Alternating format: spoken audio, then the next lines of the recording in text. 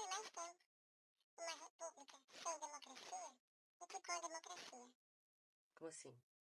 Bom, pelo menos se você comparar a República Velha, onde você vai ter 40 anos de controle das oligarquias, daí vem 15 anos de Vargas, legal, daí vem 5 presidentes que ia fazer 20 anos que o Brasil estava vivendo uma república. Não estou nem falando dos pormenores, de quando estava sem Constituição, que daí teve aquele início do Vargas, né, e depois a Polaca. Não, ia fazer 20 anos a República. E daí veio o golpe civil-militar em 64. É sobre isso que a gente vai estar falando agora. E eu vou contar coisas que eu duvido que você sabia. Só com o primeiro presidente da República Civil-Militar do Brasil, tem tanta coisa que vai repercutir nos 21 anos seguintes e até os dias de hoje, que é mega importante você ficar ligado. Vamos falar dos 5 presidentes. Dos 5 presidentes dos 21 anos do regime civil-militar. Começando com o general Castelo Branco. Com ele, eu quero desfazer com você 3 mitos. Primeiro mito, que esse regime ele começou brando. Bom, ele vai assumir no começo de abril, para ser mais exato, no dia 15. Só que no dia 2 de abril, um comunista, como se dizia na época, Gregório Bezerra, ele foi arrastado pelas ruas do Recife. Ele foi espancado com uma barra de ferro. E isso foi transmitido pela televisão. Será que os militares eram uma força homogênea? Acho que não. A gente sabe que haviam 2 vertentes, a linha dura e os sorbonistas, depois chamados de castelistas.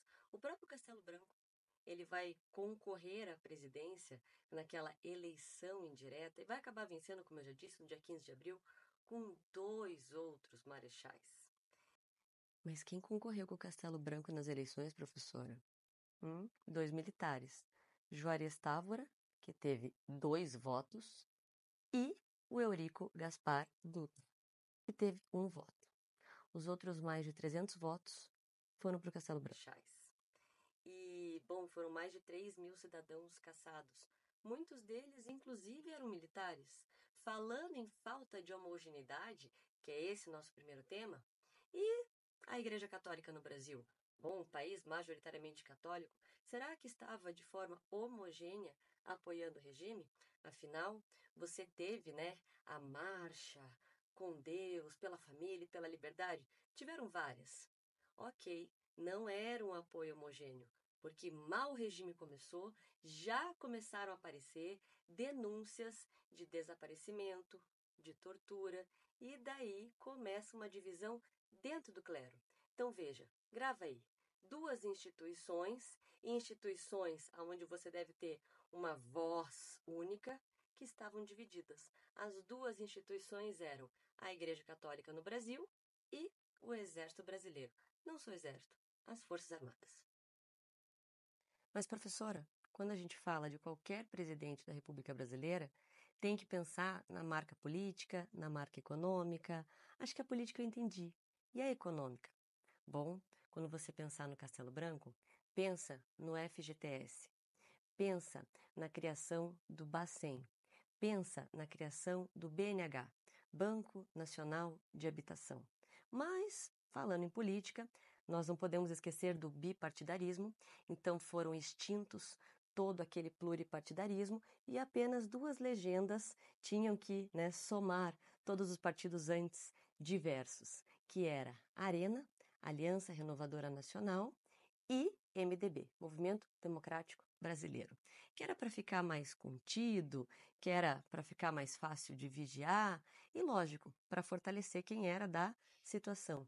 Mas tem uma coisa que você também não sabia, que o AI-4 ele vai instituir a imunidade parlamentar, que é uma coisa tão comum da gente falar hoje, mas é aqui que começa, que é para impedir que os outros poderes pudessem intervir, por exemplo, pedindo a cassação, né, de quem estivesse no executivo.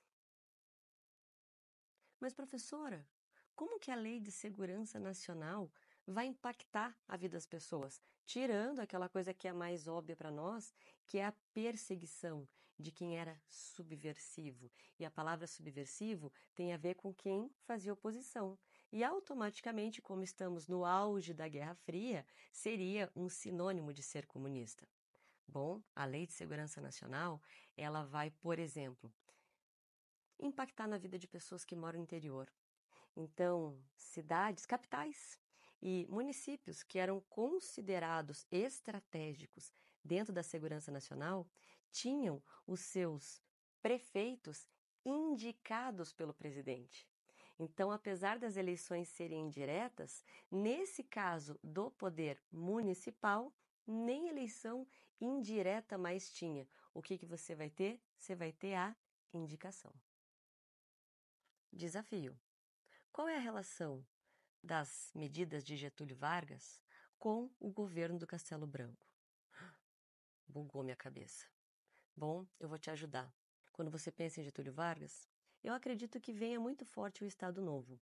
E o Estado Novo, ele foi regido pela POLAC, a Constituição de 37. Quem escreveu essa Constituição? Um cara chamado Roberto Campos. Esse cara que escreveu a Polaca, ele também vai ser o escritor do ato institucional número 1, e a gente sabe que foram dezenas, mas 5 são os principais, e trataremos disso. E ele também foi o redator do famoso FGTS. FGTS. Fundo de Garantia pelo Tempo de Serviço. Foi criado em 66. Não existia. Mas com qual objetivo? Bom, o objetivo estampado você quer ou o objetivo dos bastidores? Eu vou te falar dos bastidores. O estampado, eu não preciso falar, mas quem sabe, né? O objetivo era facilitar a demissão de trabalhadores e conseguir mais investimento para a construção de imóveis. E como isso seria possível? Simples, anulando 2 direitos que estavam na CLT. Lembra que eu falei que era para relacionar o governo do Vargas com o governo do Castelo Branco? Pois é, os 2 direitos da CLT que vão ser anulados pela instituição do FGTS são a estabilidade no emprego para o trabalhador que já estava há mais de 10 anos na empresa e a garantia de 1 mês de salário caso a demissão dele fosse imotivada. Então, o trabalhador ele tinha que abrir mão desses 2 direitos para poder ter acesso a esse fundo de garantia por tempo de serviço. Olha só essa propaganda aqui. Você está vendo? Você está vendo como que o marketing era feito para colocar só a vantagem deste fundo e não a desvantagem? O trabalhador ele não quer estabilidade. Ele quer progredir? Tá bom. Não entendi. Como que esses 2 direitos, eles davam vantagem para o governo? Simples. As empresas agora tinham que depositar numa conta individual 8% do salário do trabalhador. E ele poderia sacar esse dinheiro caso fosse demitido de forma imotivada e, quem sabe, dar entrada na casa própria. Mas dar entrada por qual banco?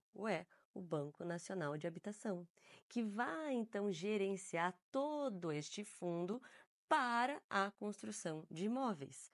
Então, eles criaram um banco deles e com recurso também do grande empresariado. Entendi. Isso tudo fazia parte do plano de governo. Minha gente, plano de governo. Isso é mega importante de você saber desde lá de 45. É isso que cobram de vocês. Bom, do Castelo Branco é o PAEG, P-A-E-G.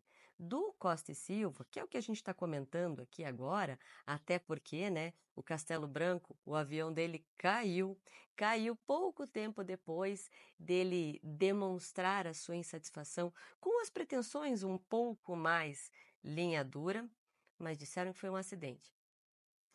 E o plano de governo do nosso amiguinho Costa e Silva vai ser o PED. PED, Programa Estratégico de Desenvolvimento. quanta estratégia. E dentro deste PED tem o MOBRAL, Movimento Brasileiro de Alfabetização, que nada mais era do que fornecer material para voluntários que quisessem alfabetizar as pessoas. Mas assim, não tinha formação, não tinha como averiguar, era basicamente para deixar as pessoas analfabetos funcionais, para dizer nos índices que as pessoas estavam sabendo ler e escrever, mas uma coisa mecânica, não uma interpretação, não uma coisa crítica, uma reflexão. Tá entendendo a jogada? Agora uma fofoca. Você sabia que o General Castelo Branco, ele odiava um apelido dele de infância? Era Quasímodo. Porque ele era baixinho assim, né? Mas ele mesmo fazia zoeira com ele, porque ele não tinha pescoço. Ele dizia que ele nunca podia usar cachecol, nem ser guilhotinado. Como assim, professora? O avião dele caiu. Caiu. Bom, depois que ele passou a faixa pro Costa e Silva, ele foi passar umas férias ali na Europa. E quando ele volta, ele liga para um senador, o senador Krieger. E as palavras dele serão: Senador, o governo prepara-se para romper a legalidade. Eu não estou de acordo com esse desnecessário retrocesso. O senhor vai percorrer todo o país, mobilizando a arena. Eu me encarrego do setor militar. Vamos em conjunto frustrar esses desígnios. Me faz lembrar o Henrique Teixeira Ló, né? Que aliás foi preso para evitasse o início disso tudo. O diálogo ocorreu ali no dia 2 de julho. Mas não deu tempo da mobilização toda ocorrer. Por quê? Porque no dia 18 daquele mesmo mês, o presidente voava em um pequeno avião lá no Ceará, quando, segundo a perícia, ele entrou numa área de treino da Força Aérea e foi abatido por um jato. Chocou-se com um jato, que o piloto ficou bem, mas foi um acidente.